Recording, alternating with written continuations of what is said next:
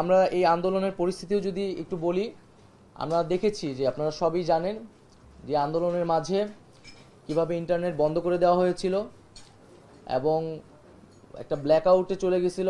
এখানে কি হচ্ছিল কিছুই জানা যাচ্ছিল না। এবং একদিকে ইন্টারনেট বন্ধ করে দেওয়া হয়েছিল, সোশ্যাল মিডিয়া বন্ধ, তথ্যের কোনো প্রবাহ চলছিল না, মানুষের কাছে কেউ কিছু জানতে পারতেছিল না। এবং অন্যদিকে ইলেকট্রনিক মিডিয়া কিন্তু সম্পূর্ণ সরকারের করায়ত্তে ছিল।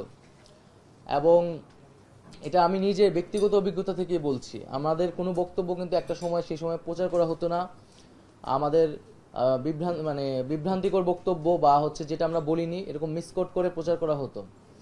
তারপরও আমরা সেই সময় দেখেছি যে কিছু প্রিন্ট মিডিয়া আমাদেরকে সাপোর্ট দিয়েছে, আমাদেরকে অনেক মিডিয়ার অনেক জায়গা থেকে বিভিন্নভাবে সাপোর্ট দেওয়া হয়েছে। এই আন্দোলনে পুরোটা সময় যারা ফিল্ড লেভেলে কাজ করেছে, রিপোর্টাররা কাজ করেছে, তারা আমাদেরকে নানাভাবে সহায়তা করেছে। এই আন্দোলনে জনগণের পক্ষে থেকেছে।